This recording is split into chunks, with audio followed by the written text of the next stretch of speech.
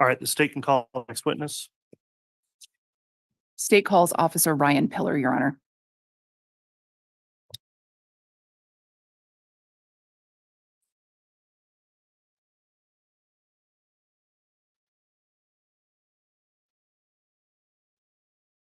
What was the last name again, Ms. P.D? Pillar, Your Honor, Pillar. Thank you.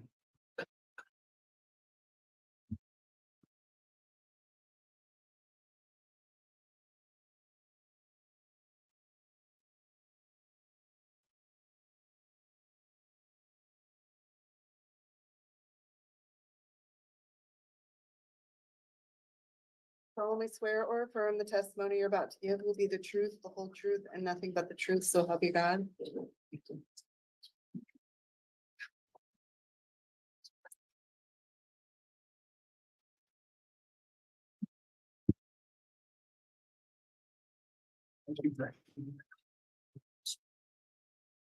Yes, sir. Thank you.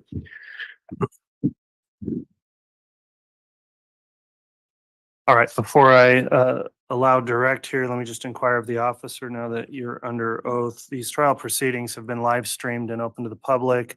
Have you been observing any of the testimony that's been provided in trial up to this point? No, sir. Okay, and have you discussed with anyone else the testimony they've provided at trial? No, sir. All right, thanks for your responses. Ms. Beatty, you may inquire on direct. Thank you, Your Honor. Officer Pillar, can you please state your full name and then spell your last name? Yes, it is Ryan Pillar. Last name is spelled P as in Paul, Illar. Where are you currently employed? I'm employed with the Town of Gilbert Police Department. And what state is the town of Gilbert in? It is in the state of Arizona, Maricopa County. How long have you been employed by the Gilbert Police Department? I was employed February 2007 and have been with them for a little over 17 years.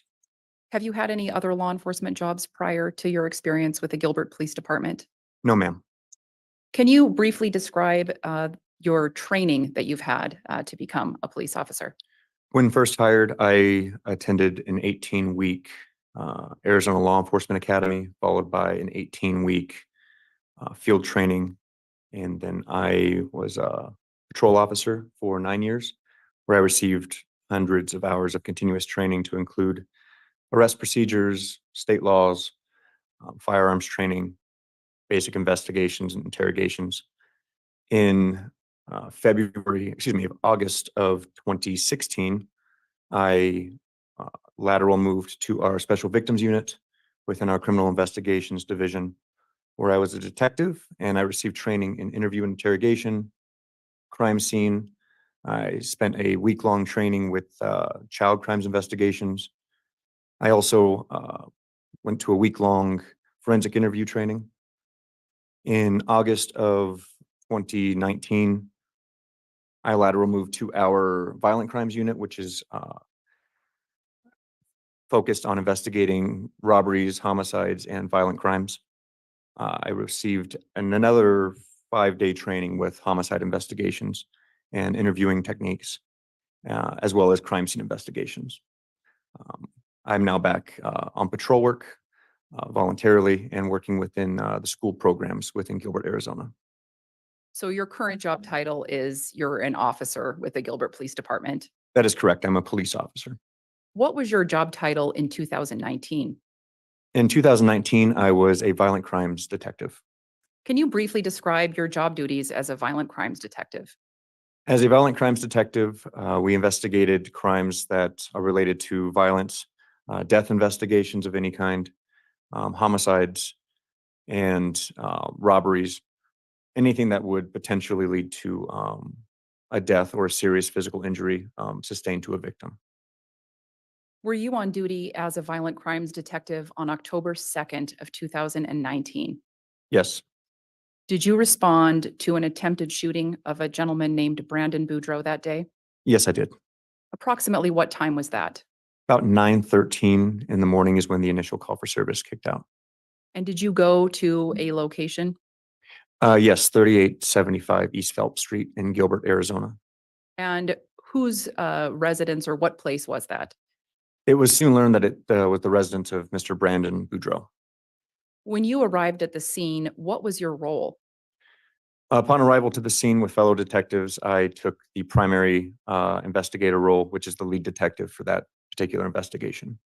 And when you're the lead detective of any investigation, what are your responsibilities?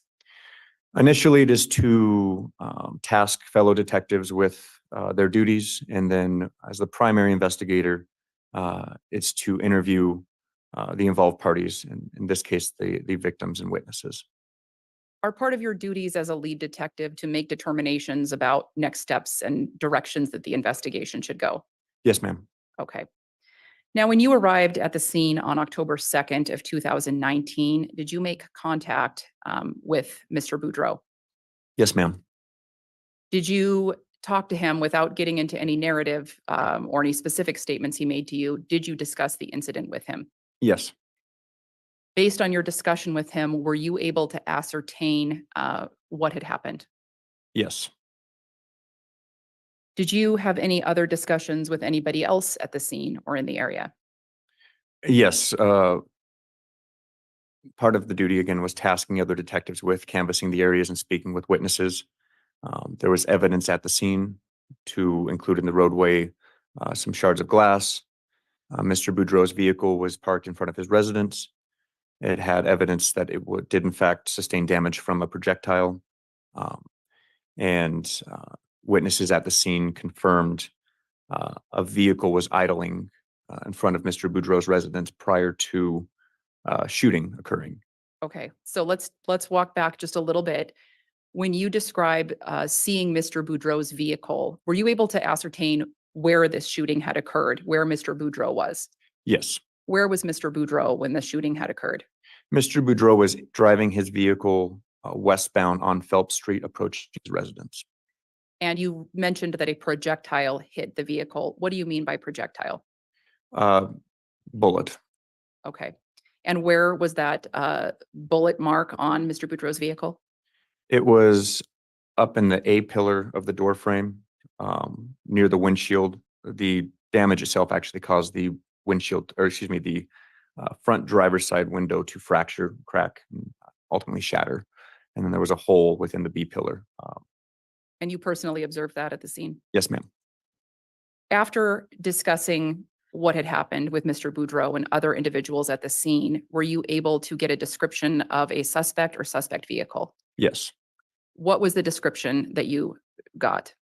From Mr. Boudreau and witnesses, it was a darker color or gray colored Jeep that was parked facing westbound and eastbound lanes in front of Mr. Boudreau's residence or near the front of his residence.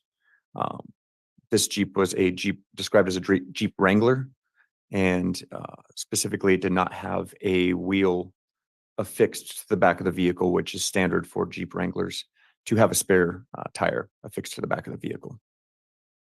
Did you learn anything about the license plate of that Jeep? Yes, additionally, with the color and description of the physicals of it, it was described by Mr. Boudreau that it was a Texas license plate that was affixed to the back of this vehicle. Based on your discussions with Mr. Boudreau and other individuals at the scene and the description of the suspected Jeep, were you able to take that investigation in any specific direction? Yes. And what was that? From interviews and the vehicle description, I reached out to the Chandler Police Department detectives because it was learned that a homicide happened in their jurisdiction in July of 2019. So So- I'm I sorry. apologize. Can you briefly tell the jury where Chandler is in reference to Gilbert? Yes, Chandler, Arizona is adjacent to Gilbert, Arizona. We refer to it as a sister city. So it's right next to Gilbert within Maricopa County. And you described learning about a homicide that had occurred in Yes. Chandler. What was the significance of that homicide to your investigation? So upon learning about the Chandler homicide, it was learned that family members of Brandon's wife at the time, Melanie Boudreau, were present at that Chandler homicide scene, as well as a couple vehicles. And when you say Brandon's wife, Melanie, do you know what the status of his relationship with Melanie was at the time? His relationship with Melanie Boudreau at the time is marriage. They were married. They were in the process of a divorce that was near finalization. Was there anything you learned about that homicide investigation or that death that occurred in Chandler that was applicable to this case, or the vehicle specifically that was at the scene? Yes, the Chandler investigation learned that the decedent was a gentleman by the name of Charles Vallow, who was married to Melanie Boudreau's aunt, Lori Vallow Daybell. Present at that scene as well was Lori's brother, Alexander Cox. It was learned that a vehicle at the Chandler crime scene was a dark colored gray Jeep with a Texas license plate that was registered to the decedent, Charles Vallow. At that time, were you able to develop a person of interest with regard to that Jeep? Yes. Based on the information that you had as the lead detective, who was that person of interest?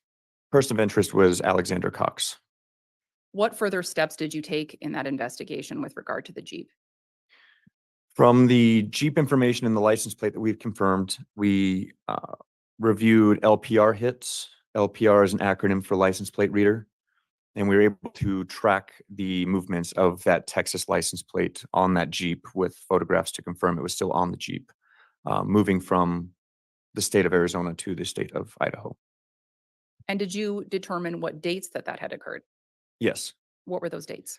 Those dates were just prior to and after the shooting in Gilbert, Arizona. Were you able to determine where in Idaho the Jeep had traveled from? Yes. Where was that? It traveled to and from the area of Rexburg, Idaho. And were you able to determine whether or not Alex Cox had a connection to Rexburg? Yes, it was soon learned that he was residing in Rexburg, Idaho. Okay. At some time, did you begin coordinating with law enforcement agencies in the Rexburg area? Yes, once it was learned the Jeep was located in the area, we reached out to Rexburg Police Department and Fremont County Sheriff's Office. Fremont County Sheriff's Office, sorry. At some point in time, did yourself or any of the law enforcement agencies you were working with obtain a search warrant on that Jeep? Yes. When was that? The Rexburg Police Department was able to locate and confirm the Jeep was at an apartment complex in their area, and they executed a search warrant in mid-November, November 18th. Were you present when that search warrant was executed? Yes. Can you briefly describe what took place during the execution of that search warrant? Myself and a crime scene specialist flew up from Arizona directly to Rexburg. We went to Rexburg's property evidence building where the Jeep was secured. I stood by with my crime scene specialist as she processed the vehicle. Processing included taking exterior photographs, opening the vehicle, taking interior photographs, and then she collected physical evidence to include DNA swabs in areas that would have the most contact by the operator, some physical items from within the Jeep, and then collected from the back of the vehicle GSR, which is an acronym for gunshot residue evidence, because we believe this vehicle to be our suspect vehicle and the shooting occurred from outside the back window. And what did you do with those samples that you retrieved from the vehicle? These samples were packaged individually from each location where it was collected, and then it was ultimately impounded for evidence and then forwarded to the respective crime labs within Arizona for processing. And did you have any more, did you do anything else with regard to the Jeep at that time? No, once the Jeep was processed per the search warrant, it was turned over back to the Rexburg Police Department where it remained in custody. At some point in time, did your investigation into the attempted shooting of Brandon Boudreau shift? Yes. Why was that? Because working with Rexburg Police Department, Fremont County Sheriff's Office, and Chandler Police Department still, as well as the FBI, Federal Bureau of Investigation, it was learned that children belonging to Lori Vallow Daybell had not been seen or heard from for quite some time. When did that shift occur? It occurred shortly after the processing of the Jeep. It was late November. I believe it was November 26th, was when the focus really changed. Did you take any steps on the Arizona side of things to locate these children? Yes. Can you describe those steps that you took? Myself and fellow detectives began interviewing associates and family members of the involved parties. We set up surveillance to include pole cams, which is discrete cameras that are affixed to a light pole, for example. These cameras were located in locations to monitor friends and family believed to have custody of, at this time, JJ and or Tylee Ryan. In addition to the poll cams, did you do anything else? Contacted other family members and associates. Yes. Were you able to determine whether or not those children were ever in Arizona in November and December of 2019? Upon review of all surveillance and all interviews, no, there was no indication either child was in the state of Arizona. Now, at this time in late November and early December of 2019, were you still investigating Alex Cox for the attempted shooting of Brandon Boudreaux? Yes. What did that investigation look like at that time? Gilbert Police Department, as well as other agencies, were keeping our eye on Alex Cox. With my investigation in particular, we were tracking his movements. I apologize for interrupting. When was that? This was in early December of 2019. And you were surveilling Alex Cox. Correct. How often were you surveilling him? It was learned that he was back in Arizona, Gilbert in particular, and we were surveying him 24 hours a day, 7 days a week. And in December of 2019, did you stop surveilling Alex Cox for any reason? December 12th, 2019, yes. Why did you stop surveilling Alex Cox on that date? Alex Cox died on the 12th of December of 19. After Alex Cox died on December 12th of 2019, did you execute a search warrant on his residence or vehicle? Yes, What day was that? it was the same day of his death. Did you find anything of evidentiary value in Alex Cox's home? Yes, in his residence, he had multiple munitions and some firearms. He also had indicia to show that he lived in the residence, and identification, clothing items. And then he had some literature, multiple books of literature authored by Mr. Guy Daybell. And did you find anything of evidentiary value in his vehicle? Yes, there was paraphernalia to include holsters and ammunitions within Alex Cox's pickup truck. And there was a letter that was found also within his pickup truck. What was that letter? It was a patriarch blessing authored by Guy Daybell. And who was it directed to? If Alexander Cox. I may have just a moment, Your Honor. You may.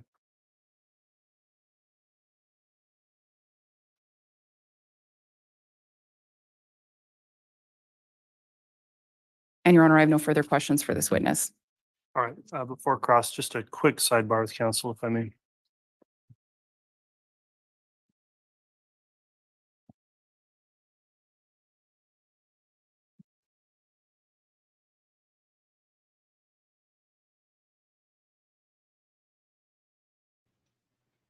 Quick sidebar, meaning we are going to lunch probably. It is 11:30. Well, maybe they'll see if they have a witness they can put in for the next half hour before they decide to go to lunch at noon their time. We shall see.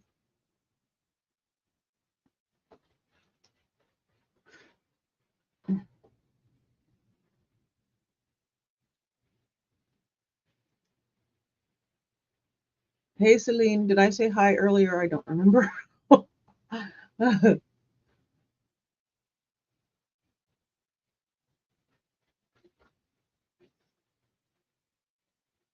So I'm going to definitely have to read back a little bit on these witnesses, like this officer and things. I get lost in the all of the stuff they say about the technical part of it.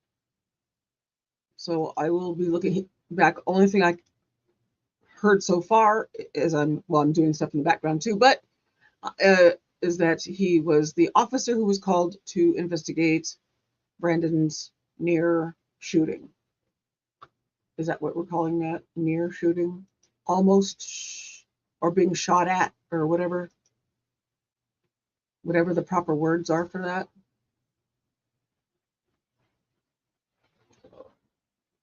Waiting for them to go. Hey, that's what I thought, Celine. Sorry. Memory of goldfish. So let me look back a little bit and see what I can read while they're doing their thing. Brandon's testimony is another good one that I would like to replay it during a break, like a lunch break, maybe tomorrow. So this was Officer All right, Ryan. thanks, counsel. Back. Ladies and gentlemen of the jury, there's one issue I need to address with the witness and counsel outside of your presence.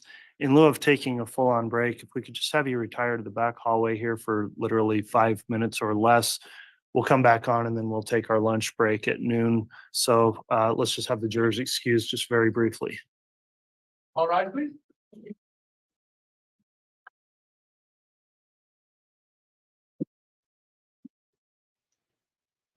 Chad has gotten the hang of standing when he's supposed to. He's had to be told once that I know of, maybe others to stand.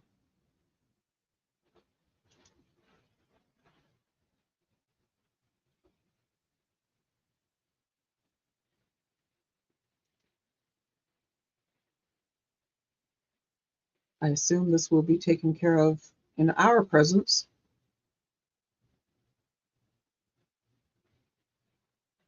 All right, thank you. Please be seated.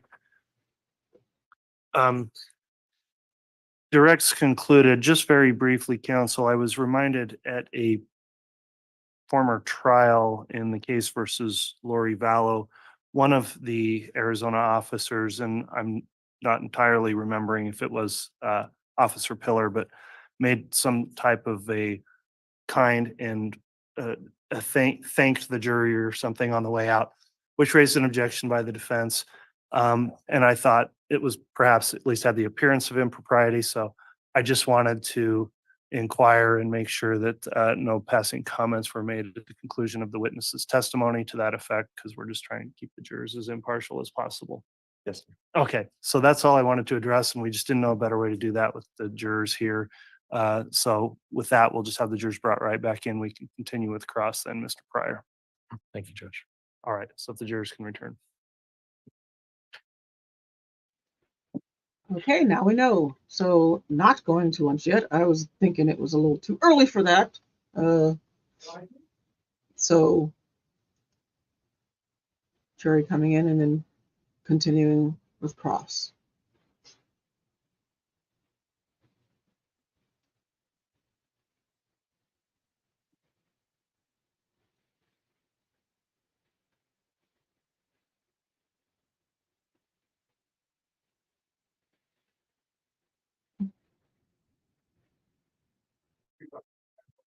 All right, thank you. Please be seated. All right, Mr. Pryor, you can commence with cross-examination if you'd like.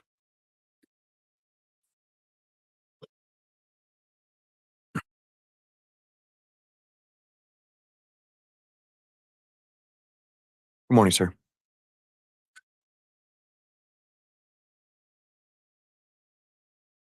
You spoke about having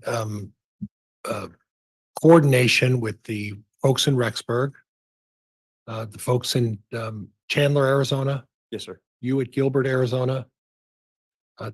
Would you agree with me that the common denominator of all of these matters is Alex Cox and Lori Vallow?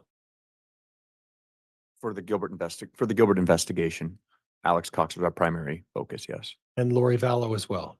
Yes, she came into play with being Alex's sister. Right. And those are the ones that are implicated in the Gilbert, Arizona case. Is that right? Yes, sir. And then as far as Charles Vallow is concerned, the murder of Charles Vallow, are you aware that, again, it's Alex Cox and Lori Vallow who are implicated in the murder of Charles Vallow? Yes, for the Chandler, Arizona case. Okay.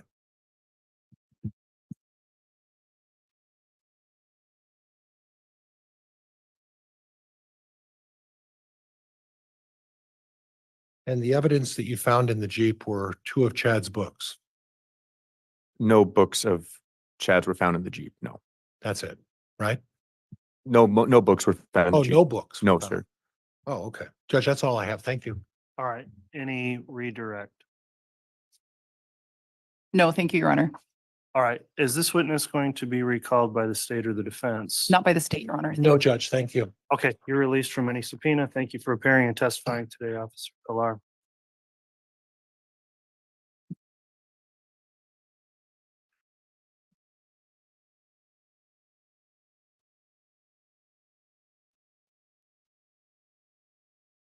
All right, before we call another witness, the court has previously provided a limiting instruction in this case, and given the nature of both this testimony and the testimony of